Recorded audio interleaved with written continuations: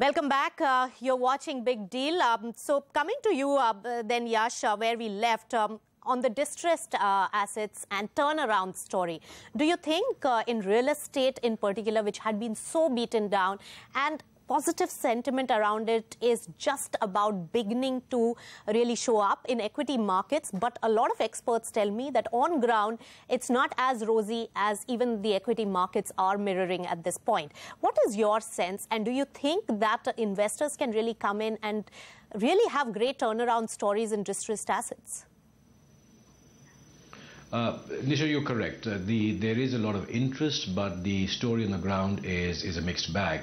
The reason is that if I talk about distress as a pure play, the play makes sense. There is a company which really needs cash and better management, and there are people there are people who are willing to invest that money into those assets.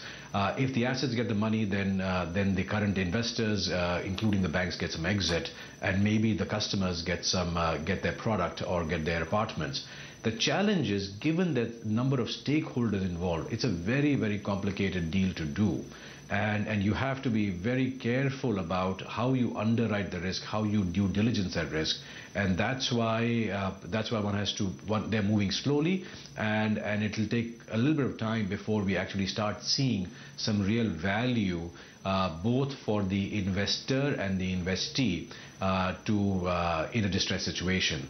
I also think that there is a lot of resistance from promoters who confuse their role as an owner as well as a manager, and in that construct it becomes much more difficult to really get the real valuation for a distressed deal. Right. And Ashley, what do you have to say? Is that an area that you will venture into? Do you see enough returns to be made? And do you see that probably is it easy to do a deal there after NPA ordinance? No, so as Yash touched upon, I think it is. Distressed assets are certain sectors where you can sort of benefit from it, or you can play in it. I would say real estate, infrastructure are some of those sectors where you see a lot more transactions. I think we tend to be more on the growth-oriented side of the business, more consumption or non-infrastructure linked. So we do consumer, we do pharma, we do financials and IT.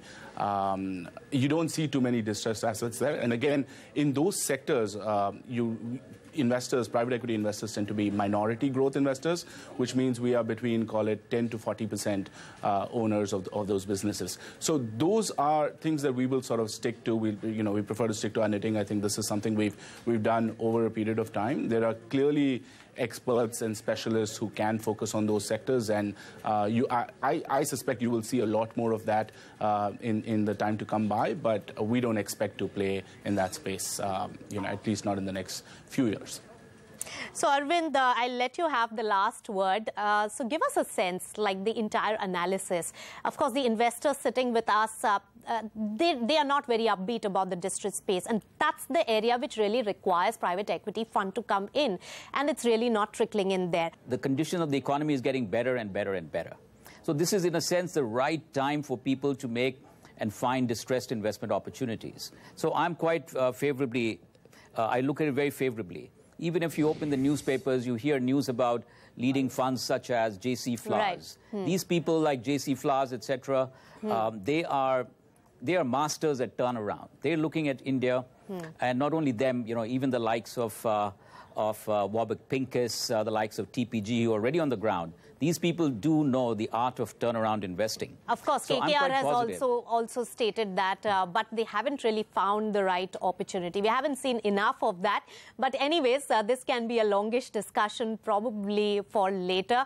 But thank you so much, gentlemen, for joining us and sharing your insights on the investment scenario. Thank you so much, Ashley, Yash, and Arvind, for joining us. So that was what we discussed on Big Deal about the investment scenario, whether buyouts would really continue, whether there'll be more block deals, and investment is really flowing in. We'll have to just see which are the pockets that they are looking at investing in. With that, it's a wrap on this edition of Big Deal. Thanks so much for tuning in.